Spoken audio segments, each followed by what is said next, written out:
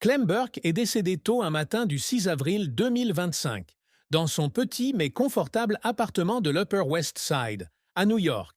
C'est là qu'il vit avec Ellen Burke depuis 2002, date à laquelle ils se sont mariés après des années de relation. L'appartement, avec ses murs remplis de photos des concerts de Blondie et de souvenirs musicaux, était autrefois son refuge après de longues tournées. Mais dans les derniers mois de sa vie, c'est devenu une forteresse silencieuse, où il a combattu le cancer du poumon qui rongeait silencieusement sa santé depuis la mi-2024.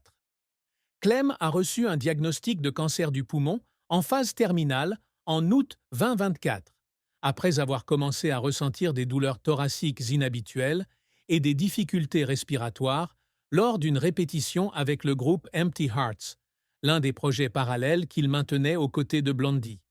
Au début, il pensait qu'il s'agissait simplement d'un signe de vieillissement ou de fatigue dû à un emploi du temps chargé. Mais une visite à l'hôpital Mount Sinai lui a apporté de mauvaises nouvelles. Le médecin lui a informé que la tumeur avait métastasé et qu'il ne lui restait que quelques mois à vivre sans traitement agressif. Cependant, Clem a refusé la chimiothérapie ou la radiothérapie, choisissant de vivre ses derniers jours à sa manière. Je ne veux pas mourir à l'hôpital entouré de machines. Je veux être chez moi, avec Hélène et ma musique, a-t-il confié à son frère Tom Burke lors d'une conversation en septembre 2024. La voix faible mais déterminée. Les mois suivants furent longs et douloureux pour Clem. Il souffrait de fortes douleurs thoraciques, de nuits blanches dues à des difficultés respiratoires et de la détérioration progressive d'un corps autrefois plein d'énergie sur scène. Hélène a déclaré à Rolling Stone qu'il y avait des jours où il ne pouvait pas sortir du lit, mais qu'il parvenait quand même à s'asseoir pour jouer des rythmes doux sur une petite batterie qu'il gardait dans son salon. Il a dit que le tambour était ce qui le maintenait en vie, a-t-elle partagé, les larmes coulant sur son visage alors qu'elle se remémorait l'image de son mari émacié frappant le tambour avec le peu de force qui lui restait. Il écoutait régulièrement les disques de Blondie, en particulier Heart of Glass, pour trouver la joie au milieu de la douleur. Clem a gardé sa maladie secrète du public et même de nombreux amis proches, ne voulant pas que l'attention interrompe ses derniers moments avec sa famille. Seule Hélène, son frère Tom et quelques proches parents étaient au courant de son état. « Je ne veux pas que quiconque ait pitié de moi. Je veux qu'il se souvienne de moi comme d'un batteur, pas d'un patient », a-t-il déclaré à Hélène un soir de novembre 2024, assis dans un fauteuil, regardant les lumières de la ville par la fenêtre. Cette décision a fait de sa mort un choc énorme lorsque la nouvelle a été annoncée, mais elle reflétait également son esprit résilient, un homme qui a vécu sa vie pleinement, même dans ses jours les plus sombres.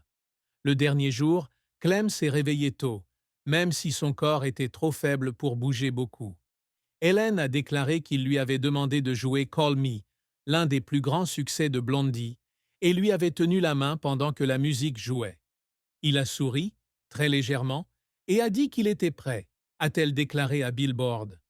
Quelques minutes plus tard, sa respiration ralentit et il s'éteignit paisiblement, la guitare de Chris Stein résonnant dans les haut-parleurs de la pièce. La mort de Clem n'était pas seulement la fin d'une bataille contre la maladie, mais aussi le décès d'une âme qui a passé sa vie à garder le rythme de la musique et de ceux qui l'entouraient. La mort de Clem Burke est une immense tristesse et un immense chagrin, non seulement pour sa famille, mais aussi pour des millions de fans et la communauté musicale du monde entier. Il n'était pas seulement le batteur de Blondie, le groupe qui a façonné le son du punk, de la new wave et de la pop dans les années 1970 et 1980, mais aussi un symbole de persévérance, de passion et de vitalité. Son décès a laissé un profond sentiment de perte, comme si un battement de tambour important dans la symphonie de la vie avait cessé de battre pour toujours.